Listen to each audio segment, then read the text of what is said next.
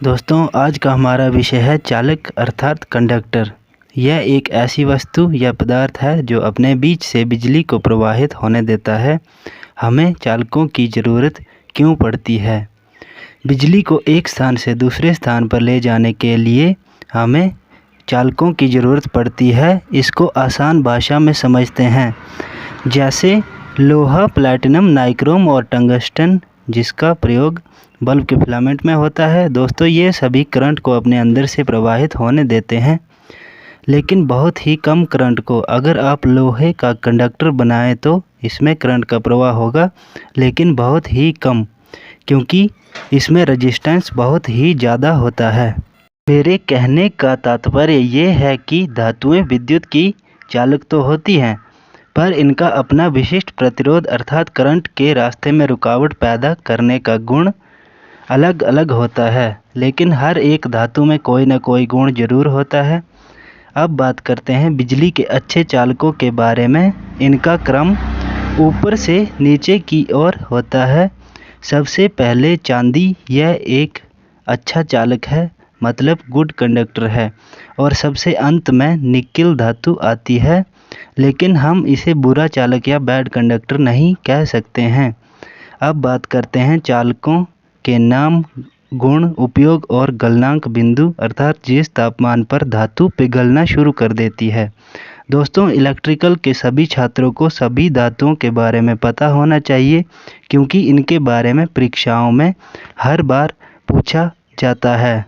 हमारी पहली धातु चांदी है। यह सफ़ेद चमकीले रंग का कम विशिष्ट प्रतिरोध वाली धातु होती है। यह चालकता के क्रम में सबसे पहले स्थान पर है, लेकिन महंगी है, तो इसकी तारें तो हम बनाएंगे नहीं। इनका उपयोग सर्किट ब्रेकर, रिले, कॉन्ट्रैक्टर्स इत्यादि में महंगे उपकरणों में किया जाता है। चांदी का गलनांक 960 डिग्री सेंटीग्रेड होता है।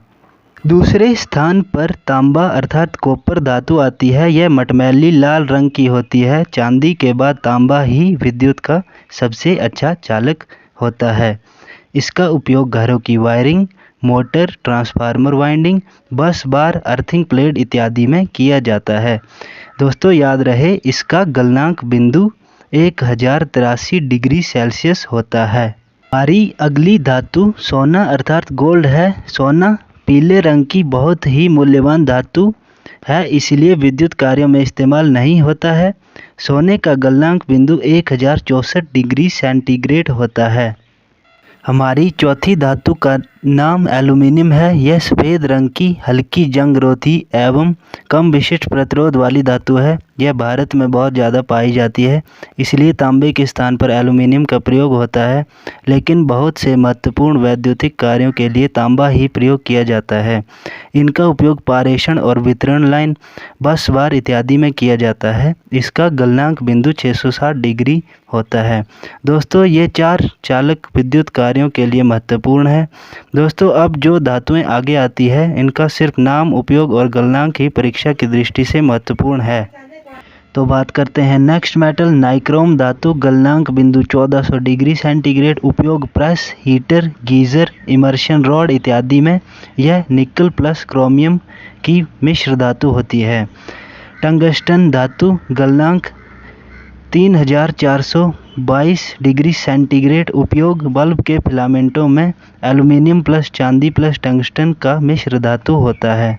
नेक्स्ट इज कार्बन धातु। गलनांक बिंदु 3550 डिग्री सेंटीग्रेड। उपयोग प्रतिरोध और मशीन के बुश इत्यादि। यूरेका धातु। गलनांक 1300 डिग्री सेंटीग्रेड। उपयोग रेगुलेटर आदि। लोहा धातु। गलनांक 1538 डिग्री सेंटीग्रेड। मशीनों की बॉडी इत्यादि। मैग्नीन धातु। गलनांक 1020 डिग्री सेल्सियस। मरकरी अर्थात पारा धातु। गलनांक 356 डिग्री सेल्सियस। उपयोग थर्मामीटर, मरकरी वेपर लैंप इत्यादि।